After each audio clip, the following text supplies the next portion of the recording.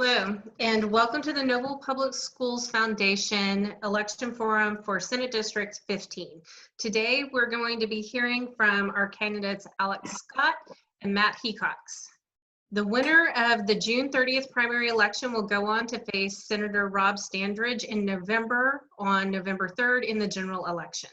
All of our questions today were submitted by constituents from Senate District 15. So now I would like to give our candidates an opportunity to introduce themselves to all of you. Ms. Scott, would you begin? Sure, yes, and I went first last time at our forum from last week as well, so no worries. Okay, well, I'm Alex Scott. I am a candidate for Senate District 15 this year in this election cycle. I am a former teacher, a current Norman City Councilor, local organizer, and champion of change. I'm running because we deserve representation that works for us rather than against us. I not only have experience as a teacher in our public school system in Oklahoma, but also as a student in rural Oklahoma. I did quite a bit of my upbringing in Dewey, Oklahoma, so I've seen both sides as a student and as a teacher how education has not been prioritized, and I talk about that because we're being put on by the Noble Foundation, Noble Public Schools Foundation, so I want to make sure I hit that. But I'm not a single issue candidate. Teaching is how I did get involved in the political process. I knocked doors for State Question 779, which was the penny sales tax that failed in the November 2016 election. I was also waiting tables as a teacher in order to supplement my income, and knocking doors basically in order to supplement my income, asking for more money out of my neighbor's pocket, which I believe is inappropriate and represents a critical failure of our state legislature to appropriately fund public education. The more that I became involved and the more I got on the ground in the city level, the more I saw that it was not just education that was suffering, but all of our critical public services, such as infrastructure, public transportation, healthcare, and a complete lack of environmental sustainability policies. So the more I've gotten involved, the more passionate I've become about all of these issues and about serving the public in the best capacity they possibly can. I also have my master's of public administration with nonprofit management as my concentration. I largely studied budgets and taxes. 15 seconds. 15 seconds, okay, so I'm Alex Scott. The primary is in about 6 days. I would ask for your support on June 30th, as well as on November 3rd, and please also vote yes on State Question 802. Thank you. Mr. Hecox? Hi, everybody. Am I on now? Yes, you okay. are. I'm not sure if it's like, okay. Hi, my name is Matt Hecox. I'm a sixth-generation Oklahoman, and I grew up in Norman, Oklahoma. My family comes from a line of farmers and teachers from the Oklahoma Panhandle. My mom and dad grew up in Hooker and Tyrone. They came to Norman for college and just loved it, never left. So growing up in Norman, I was able to go to Norman High, all the schools in Norman go to Norman High School. My family, because my mom and dad were both teachers in the district, both had to work second jobs after teaching full days. My dad worked at Classic 50s in Norman, flipping burgers from 4 to midnight, 4 days a week. And my mom would go sell insurance. We'll try, I guess, kind of calling random people to get insurance leads for an insurance salesman to supplement our income so we could get by. And when my brothers and I weren't playing sports, we were mowing lawns and refereeing games for the Norman Optimist Club. After I finished high school, I got my bachelor's degree in history. I got my master's degree in public administration from the University of Oklahoma. And today I'm following my mom and dad's footsteps as a public school teacher at Capitol Hill Middle School in the south side of OKC. I'm also happen to be a member of AFT and an enrolled member of the Muskogee Creek Nation. The reason why I'm running for the state senate is because teachers do not have the resources in their classrooms to teach. Hospitals are struggling to get by or stay open. People are still to this day working numerous jobs just to make ends meet. And honestly, the state has been taking away the ability for local communities to decide what works best for them for a long time now. And everywhere I go, people deserve better. I see people struggling. And I'm honestly, when I think about things, it's interesting for me to see how we talk about the Oklahoma Standard and how it's neighbor helping neighbor, doing whatever. And it came in a time of tragedy. And we need to represent the Oklahoma Standard at the state capitol. And that's the sole pledges that I make, is to represent you and the Oklahoma Standard at the state capitol. Thank you. All right. Thank you. Our first question is about state testing. So the Oklahoma State Department of Education spends millions of dollars each year on testing to determine a school report card. This data is then used to grade public schools with no regard to their student populations or demographics. Many colleagues and universities have reduced or eliminated testing as the colleges or universities have eliminated student testing as they indicated that a test score does not provide accurate data as to what students are capable of achieving.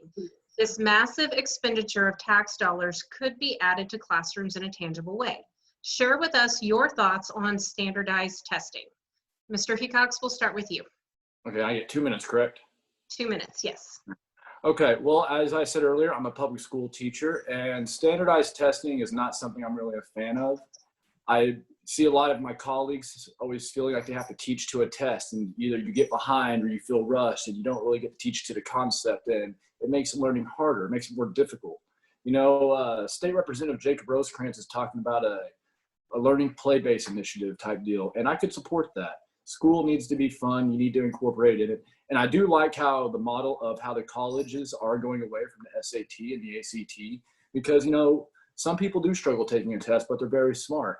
It's just one of those things.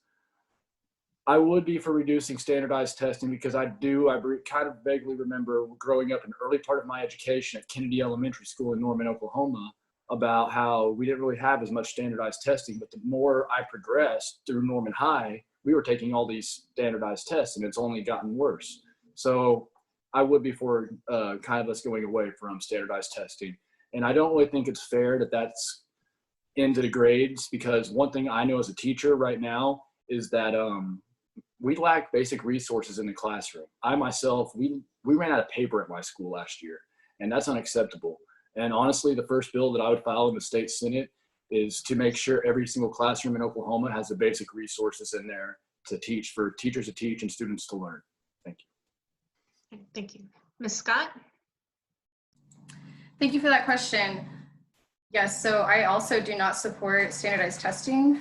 I think it's about proficiency, and it is kind of like my opponent said, that it's teaching to the test rather than actually investing in these kids, because standardized testing can also denote how much money a school gets, and it isn't taking into account the demographics, the population size, all of these things. Like I said, I grew up largely in Dewey, Oklahoma, where they had a complete lack of resources compared to places like Tulsa or, you know, Oklahoma City or Norman, parts, of course, of these more urban areas.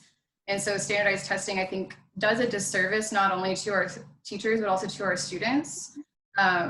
Part of the reason I really wanted to get involved with politics when I was a teacher is because I noticed that my students didn't take an interest in certain subjects, but they were actually really, really good at the ones they were interested in, the ones that they did love, that, you know, really they thought they could see themselves making a future themselves in.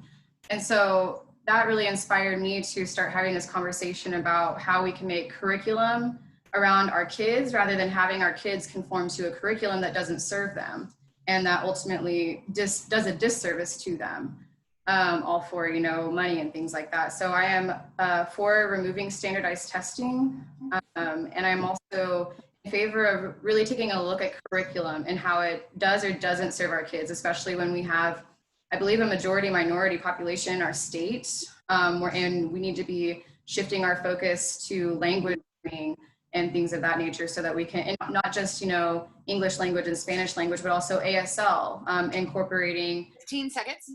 Thank you. Incorporating a more inclusive mindset into all of our curriculum. ASL is also the American Sign Language, just so people know the acronym there. Thank you. Thank you.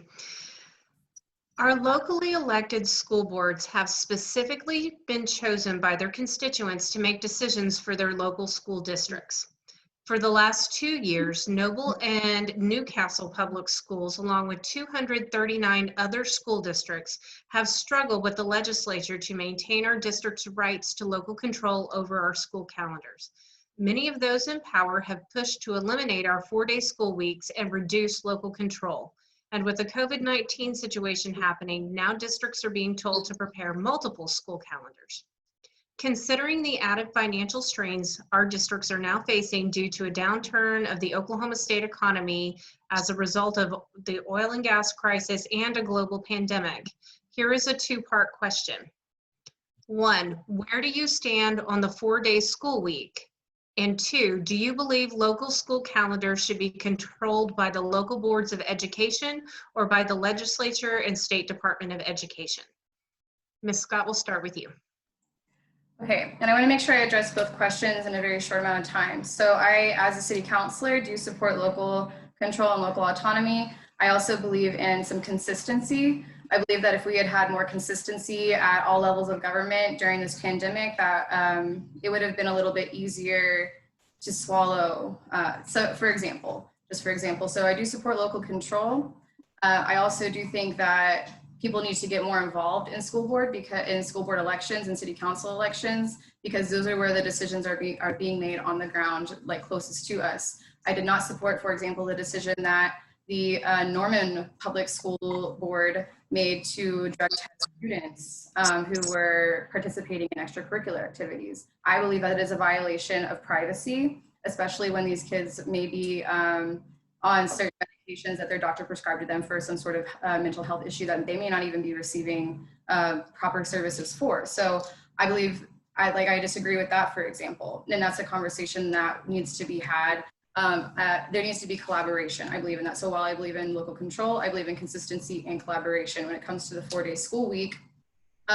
If, for example, Noble Public Schools is doing well and excelling with 4-day school weeks, if the teachers are excelling, then they should have the jurisdiction to say this is working for our community. It may be different for your community that is larger or has different resources, but this is what works for ours, and our students are excelling. And that I believe is the criteria that needs to be at least discussed. My dog, I'm sorry. So there's that. And then you also mentioned the financial downturn with reference to oil and gas. So like I said, I knocked doors for state question 779 back in 2016. This legislature would have just raised the gross production tax on oil and gas. I wouldn't have been asking for money out of my neighbor's pocket. So I believe we need to really take a look at that for sure. Thank you. Mr. Hecox.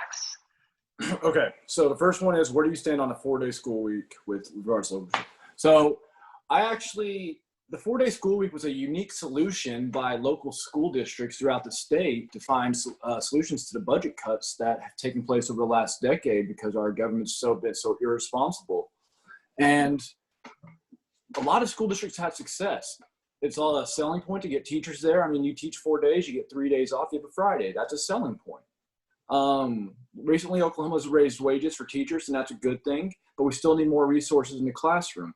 But yes, I do support local school districts being able to decide that it's a 4-day week, if they want to have that works best for them. And the reason why I say that is, my mom and dad came from the Oklahoma Panhandle, so when I go out to Hooker, Oklahoma, I see a high school that has not been renovated in 30 years, and my grandma tells me it's the same school she went to in the 1960s. And I'm just like, oh my. But, it works for them. So what I would tell people is, I live in a town right now in Norman where almost every student in high school has a MacBook, but it works here. So what I'm saying is what works in Guyman or Hooker or Tyrone, Oklahoma may not work down here in Norman, or may not work in Altus or down in Idabel or in Tulsa. So yes, I believe that local districts and local communities need to decide what works best for them. And that does include being able to have a 4-day school week. You're saving costs on utilities. It's a better selling recruitment. And honestly, I tell people, why couldn't they have gone to 4-day school weeks when I was in high school? That would have been great.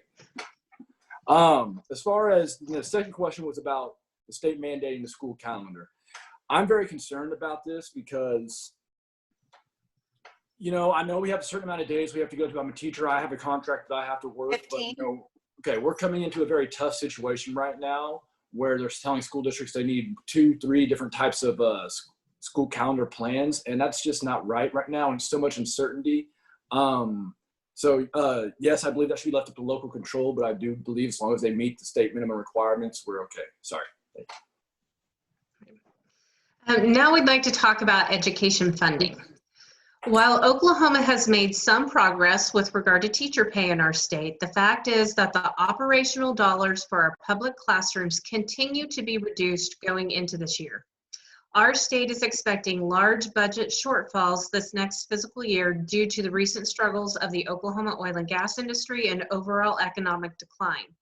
This means that there will be fewer dollars to go around for all schools to share. Oklahoma has a constitutional duty to provide a free public education to all children of the state. What ideas do you have to increase the operational dollars for public schools? Mr. Hecox, we'll start with you. One of the biggest things I told everyone throughout this campaign is, I'll say this, I'm not for creating new taxes, but what I am for is restoring the tax that we have cut over the last decade, because it's led to budget deficit after budget deficit, which we know have led to education funding levels that are still, even when you take into inflation, it's still below 2008 levels, and that's unacceptable. That was 12 years ago. And we've got to do more to do that. One of the biggest things I tell everyone is we really do need to restore the GPT tax. I know oil prices are low right now, but they're still going to drill. And that's just something that I truly do believe. But education is the future of Oklahoma. It's an investment. Like I said earlier, I lack the resources in my own classroom, and I've seen that throughout many rural school districts in the state. Some of the suburbs have very good school districts. I myself admit I am very privileged to have grown up in Norman, to where I have excellent schools and tremendous resources, and both my parents were teachers and could help me. But every child in Oklahoma deserves the same quality of education.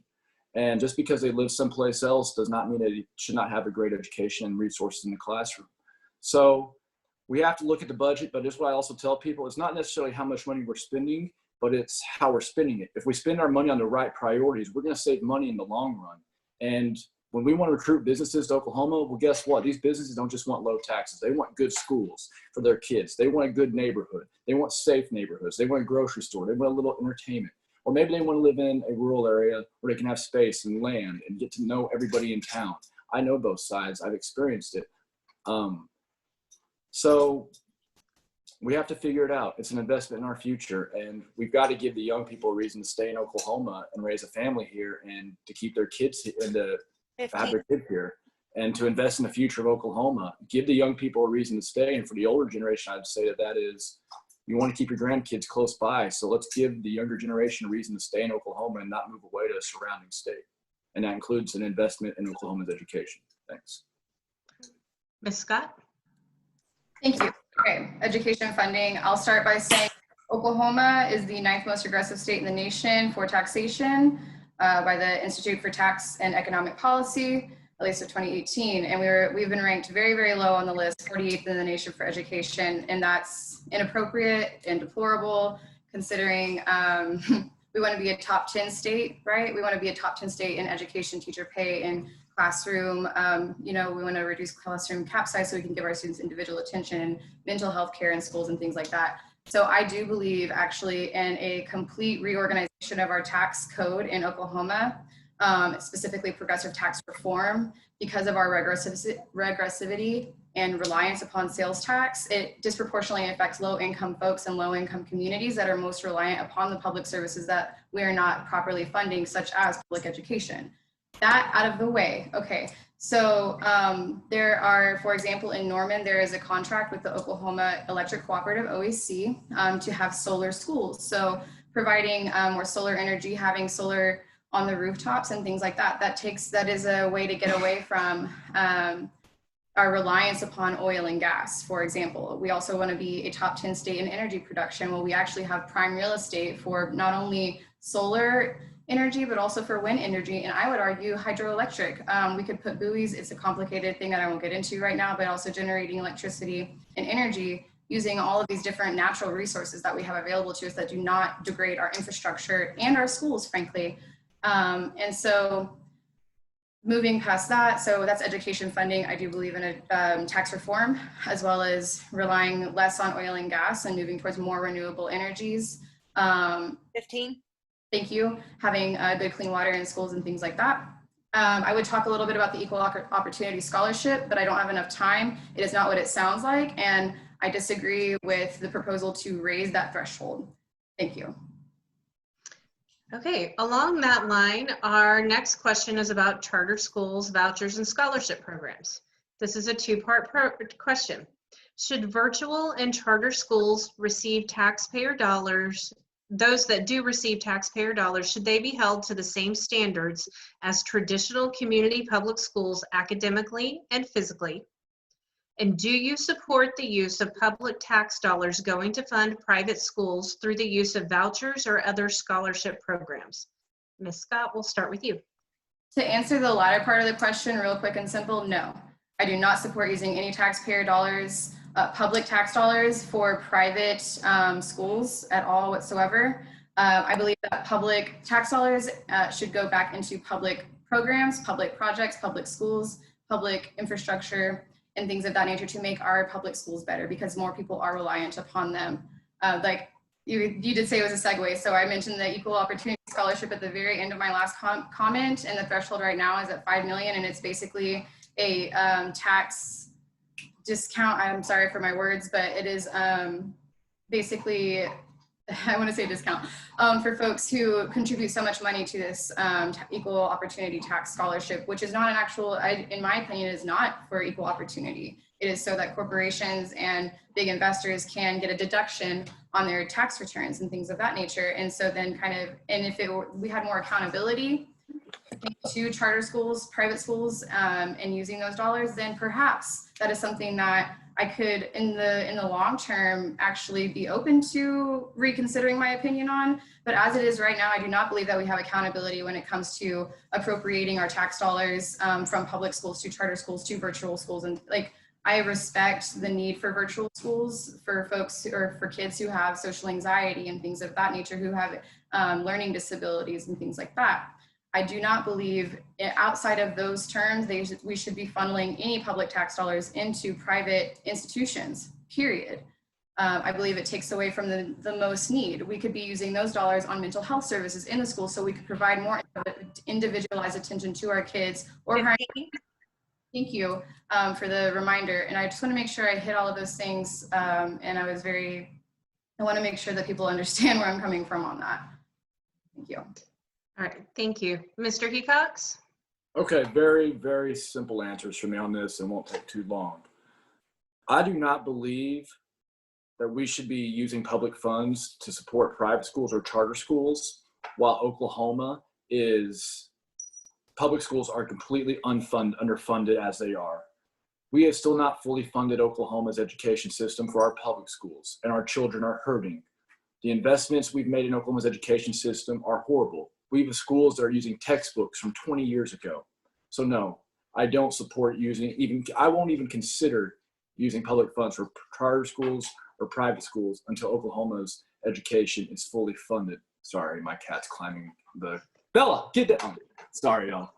Zoom videos at home, you know. The second part to that is very simple. As a public school teacher, I really do not support public funds. I said that. The next part was, yes, but right now I do know they do receive that. We have the epic charter school situation and the big scandal there.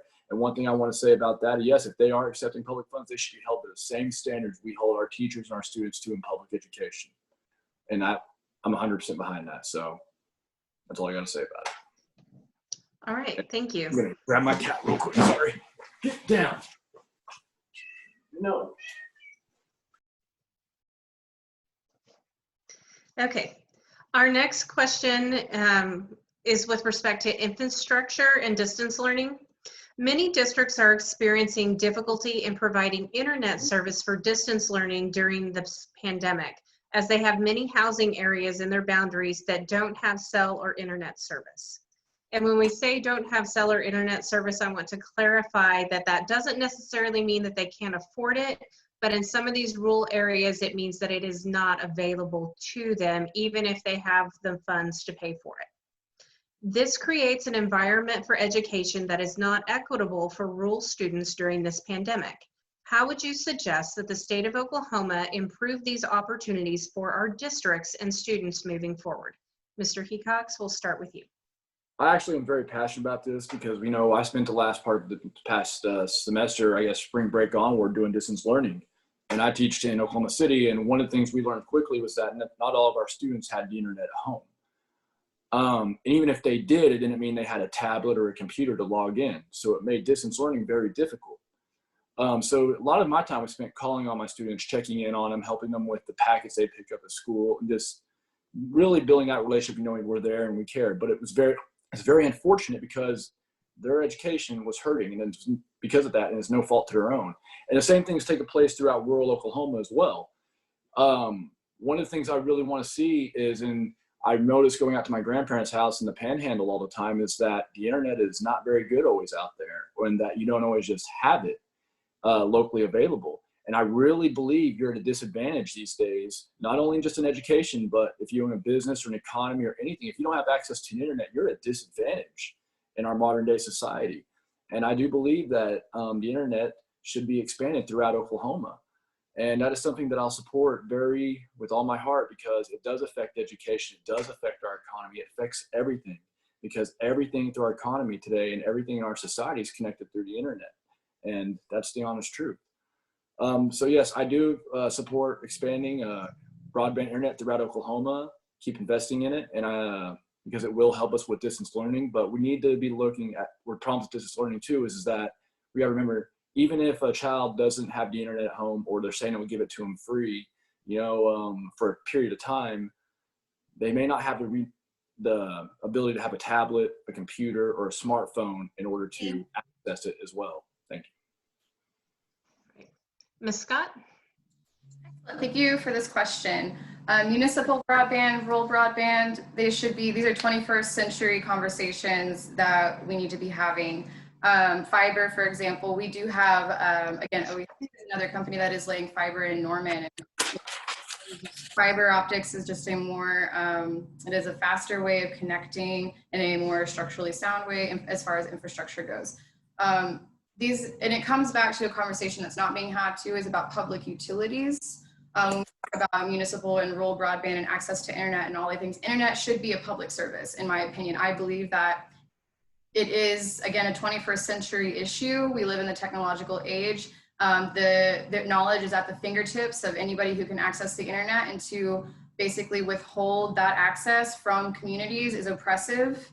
And so I believe in the equal and equitable opportunity for access and application of knowledge. And so I believe that internet should be a public service. It should be public access in schools and things of that nature. If we're going to be providing, iPads and computers or laptops or whatever to students, there also need to be more highly trained professionals in schools, IT services. We need to invest in those services, because kids are smarter than us.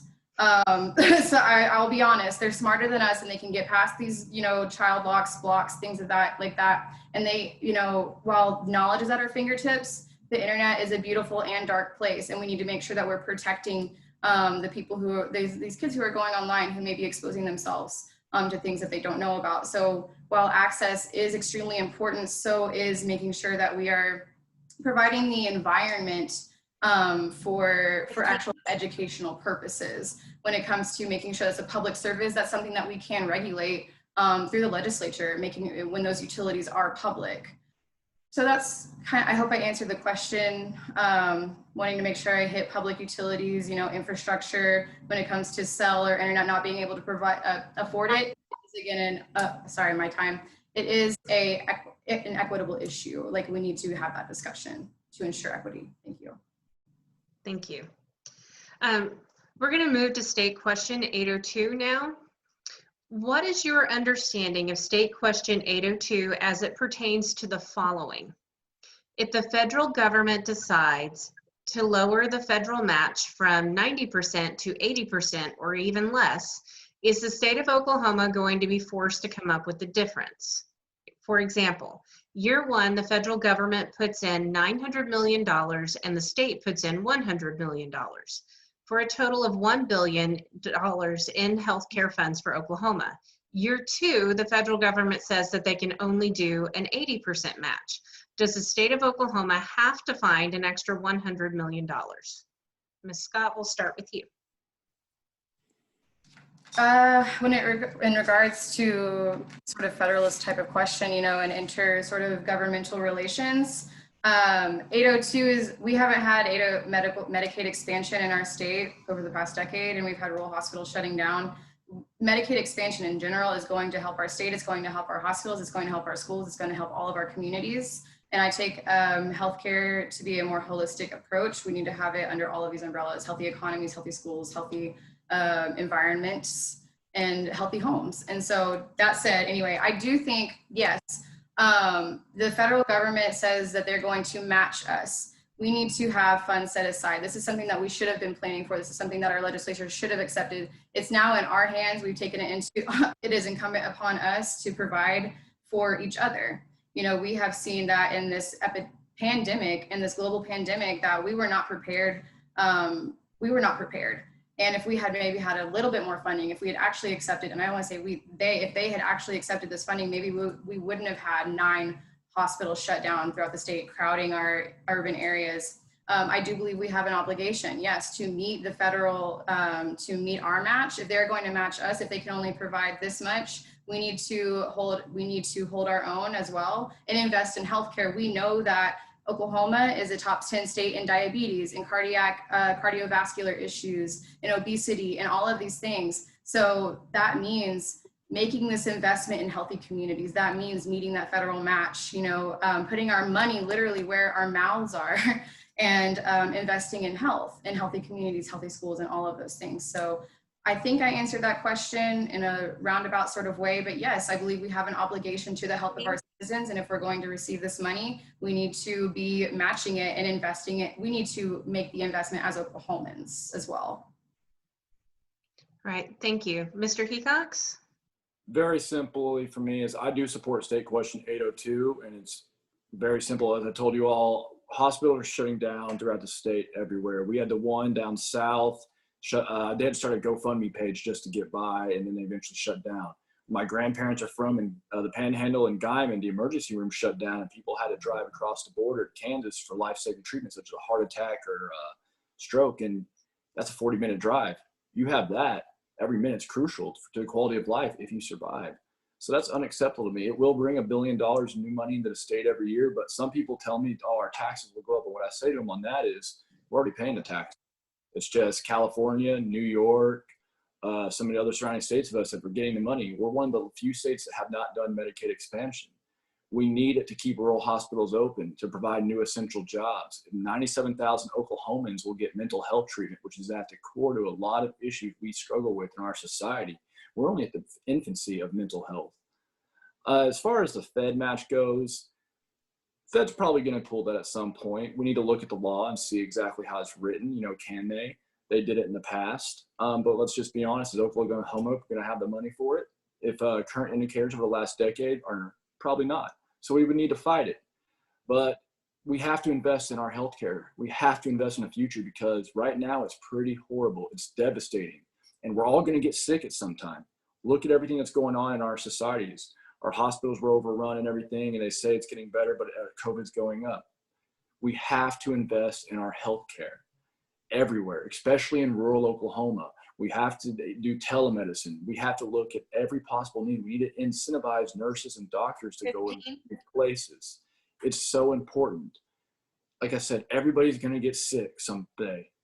We're all going to get older. We're all going to get sick. We all know somebody who's got sick. I had a cousin who died of ovarian cancer during the pandemic. We didn't get to say goodbye. And, you know, luckily she was able to have health care, because I can't imagine going through all this without health care. Thank you. Okay, as a follow-up, have you personally spoken with any of the hospital providers in Senate District 15 about this matter? And if so, what did they say? In addition to that,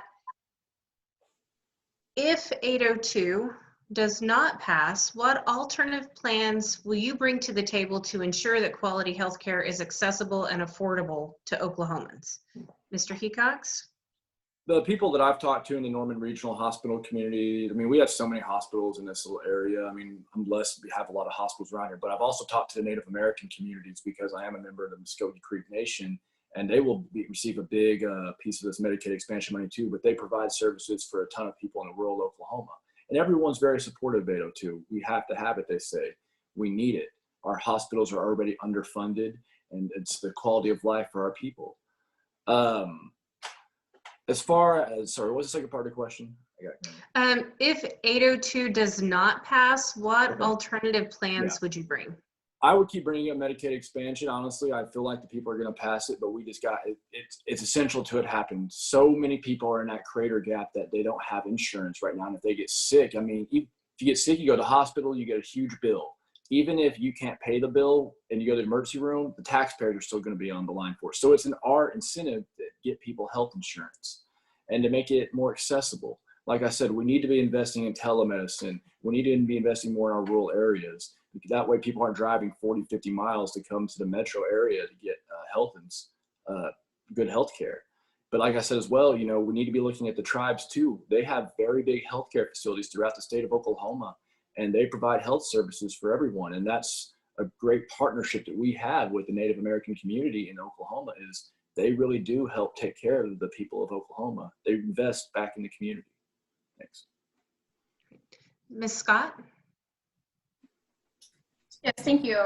We had so again, Norman City Council, we had an issue come to council last fall regarding the Norman Regional Hospital. There was a bond that they were asking for the council to approve because they're a public trust. So we were having these meetings, and as we had these meetings, I spoke with the CEO and asked specifically how Medicaid expansion would benefit Norman Regional. And he replied, it would tremendously benefit us because they need the funding. I mean, they're asking for a bond right now because the state didn't approve Medicaid expansion. If they had this, they could have had better services to begin with. So that for example, I mean, medical professionals, healthcare professionals do support more funding to their profession, to these hospitals, to their infrastructure, to healthy communities, wellness centers, things of that nature. Now, if 802 were not to pass, which I do not, and I really encourage in whatever capacity, I hope you vote for me, but I really hope you vote for State Question 802, because we do need to invest in our health and as Oklahomans. If it were not to pass, I've already said and stated before that I believe in an overhaul of our tax code, I believe in tax reform, complete tax reform. And that means if we can't get 802 to pass, and if people are clearly, you know, saying we don't want this money, we don't want federal money, we don't want to do that, then our state is incumbent upon our leadership, our legislature, to say, okay, well, we do prioritize health. We do want to invest in health. And that means maybe taking a look at the corporate income tax. That means taking a look at the gross production tax. That means taking a look at estate tax and things like that, which they are not always popular topics, but it is necessary to have those conversations if this does not pass. Thank you. All right. Thank you. Our next question is about defunding law enforcement. Tensions across our nation and our state are high regarding the term defunding the police. There is confusion in the public surrounding the choice of words with this movement. According to proponents of this movement, the term defunding the police means reallocating or redirecting some funding away from a local police department to other local governmental agencies that are funded by a local municipality. How do you propose to highlight physical responsibility and reduce police violence within local police departments while still reducing crime and ensuring that our communities are safe? Ms. Scott, we'll start with you.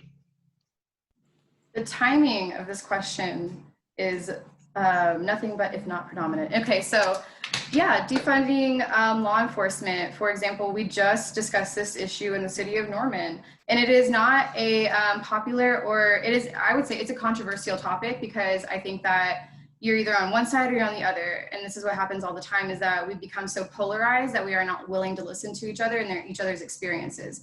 I spent 12 hours on the dais in the Norman City Hall last night listening to from both sides of this issue, the Blue Lives Matter folks, the Black Lives Matter folks, just young folks who have had adverse encounters with police or, you know, school resource officers and things like that. So, and I was the council member who proposed a funding cut to the Norman Police Department. And it is because there have been many adverse experiences with the police in the city alone, including at Norman Regional Hospital, for example, which we were just speaking about. And so it's opening our minds and actually listening to each other, having this, excuse my dogs, I'm sorry, but having this conversation. You know, we do want healthy communities means safe communities. And if people don't feel safe going outside because they think that they're going to be brutalized, then we're doing something wrong. something is wrong, and that we have to have that conversation. Why did I feel that way? And instead of letting our own biases get in the way, we have to be able to put those aside and say, well, maybe, you know, completely defunding this and that isn't the answer, but how about these steps in the right direction? So for example, we removed funding from the salaries and benefits, and we invested in community outreach programs, and we invested in having an auditor to make sure that there's more accountability when it comes to police overtime, because they're budget so much and they spend this much more, but there's no accountability. There's no telling where that is coming from when it comes to patrol.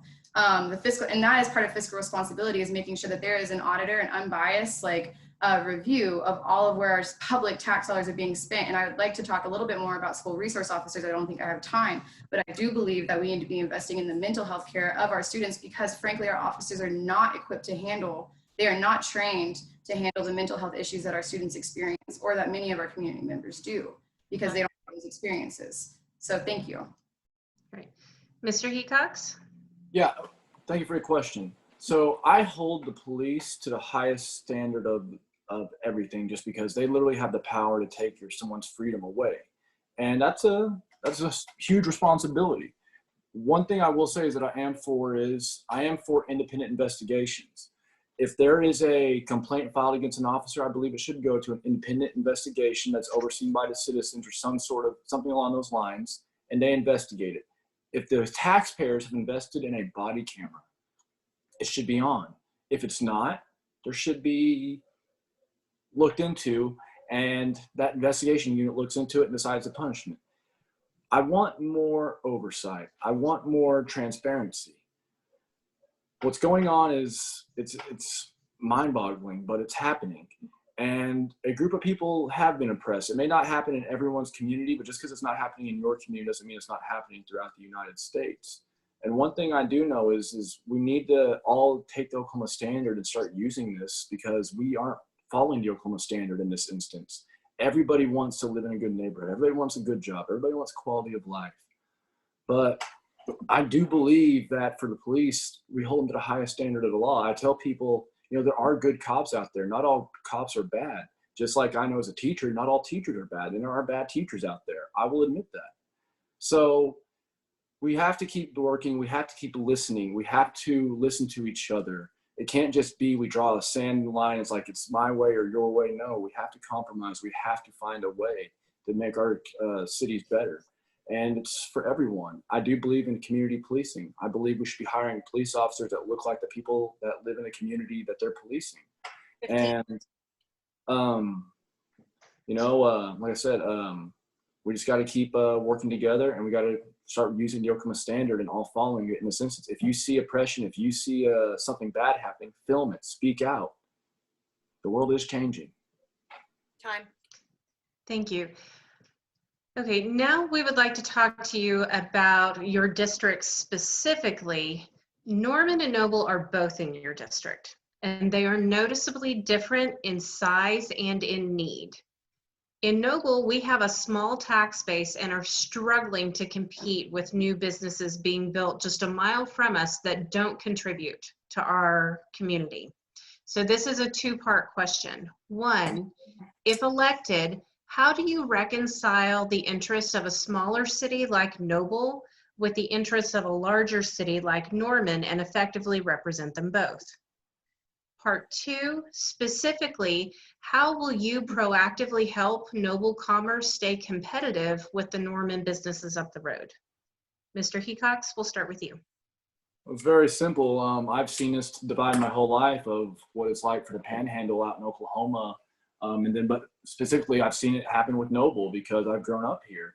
And I mean, I've played sports in Noble. I've been there a lot. I mean, I've gone to Kendall's almost my whole life. I love that place. I'm sad the pizza spot just shut down. I just found that out recently, and it broke my heart because I love the pizza spot in Noble.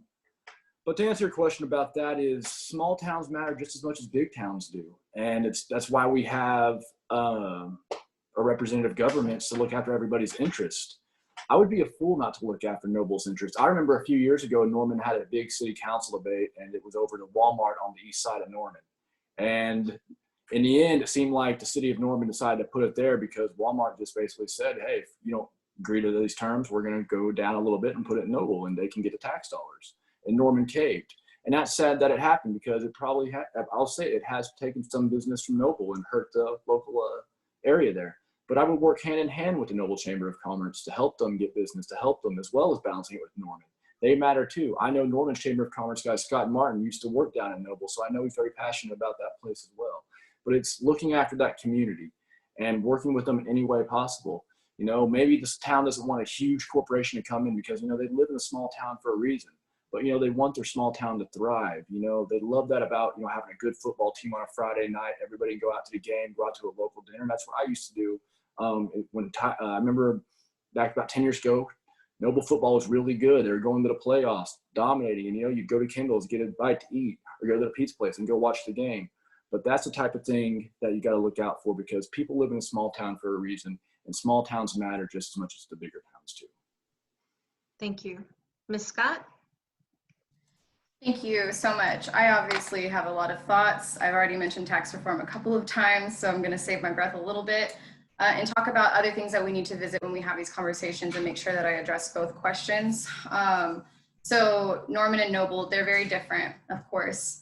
And when it comes to funding and things like that, we have to revisit things like the state equalization formula. So for example, not only are cities in competition with each other for sales tax dollars and funding, but also school boards appear to be in competition with each other because of these policies and statutes that we have in place at the state level. So for example, the superintendent of the Norman Public School System district supported the University North Park TIF, which was actually drawing more money away from surrounding school districts because of the state equalization formula. Ultimately, things have changed, and hopefully the surrounding areas will see more funding, but that's one of those things that has to be revisited because of those districts, those types of complex economic, I want to say, they call them incentives. They're complex and they need to be revisited by people who actually have experience with them, such as myself. And we need to reduce competition between cities and actually encourage cooperation. So I had a dream one time about a municipal income tax where the greater area, so Noble, Purcell, Norman, Midwest City, Del City, all these areas sort of had a tax-based sharing tactic, which has been seen in other states, that is very, very beneficial, which is, and it's their own sort of district. We see health districts sometimes too when it comes to the county, so I don't see why this could be any different, especially when we have representatives from different areas that we can lobby for those things. So I would actually encourage cooperation whenever we have a tax-based sharing technique, rather than competition, rather than having what my opponent talked about with, you know, Walmart choosing Norman over Noble because they caved. I don't know when that was. I don't know if I existed then, but I mean, that's the exact type of competition that we want to, thank you, that we want to reduce, because we experience that also with our neighbors to the north as well. Thank you. Community involvement is a high expectation for the Noble community. We expect our elected officials to pick up the phone when we call and to answer our emails and to visit our town. If elected, what is your plan to increase your presence in Noble?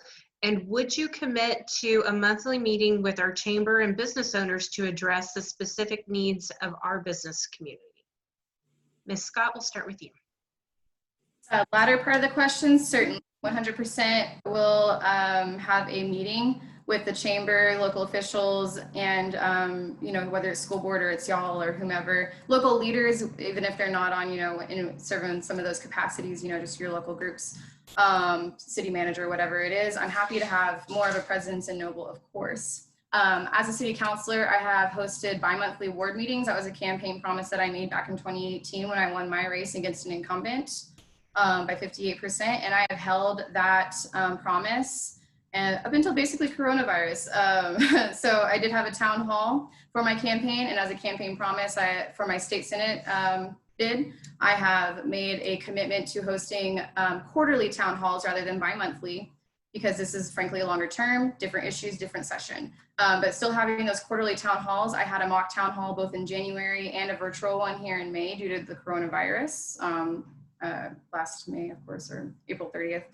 So the first one was to make sure that I want to make sure that I'm hearing from my constituents. I have all these ideas, but I am not in any way a professional in every single issue area. And I need to make sure that I am hearing from folks who have different experiences than I do. And that is why I've hosted these ward meetings, is more than just making sure that I'm saying, hey, this is what we did, but also saying, what do you want to see next? That is why I'm hosting town halls. I've actually been very involved in the community, at least up here in Norman. I know this district is very different. And I want to be on the ground with the folks, not only in Noble, but the Little Axe area, and make sure that I'm coming in and saying, hey, how can I serve you better? Where are we lacking? Making sure that we're addressing all of the needs of our greater district. And I understand I have a little bit of time left, but that is a commitment that I have made, is those town halls. And that is one that I have already proven that I am committed to.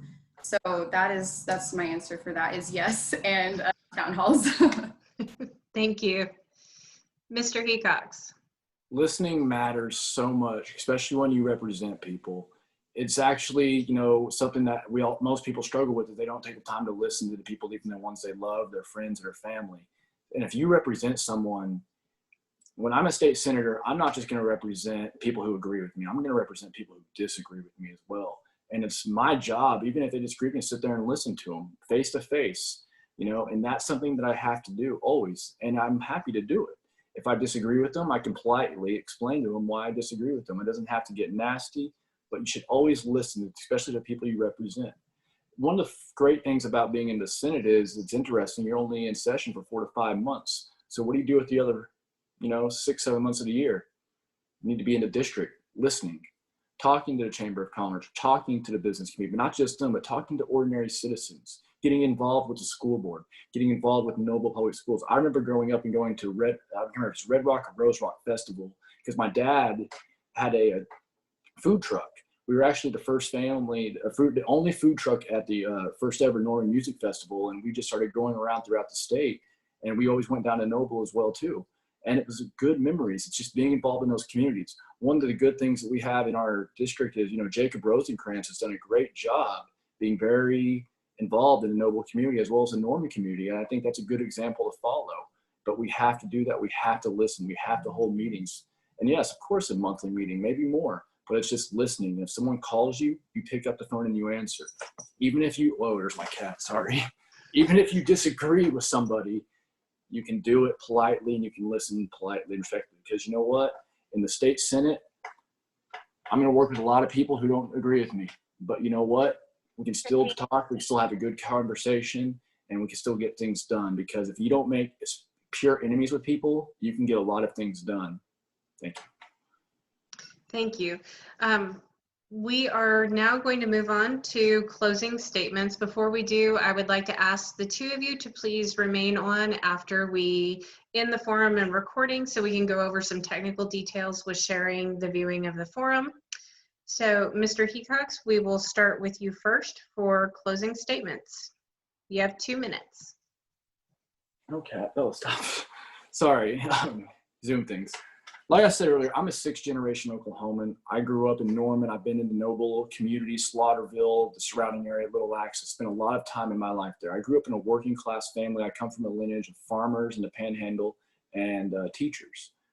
My family is I'm a member of the Native American Muskogee Creek Nation.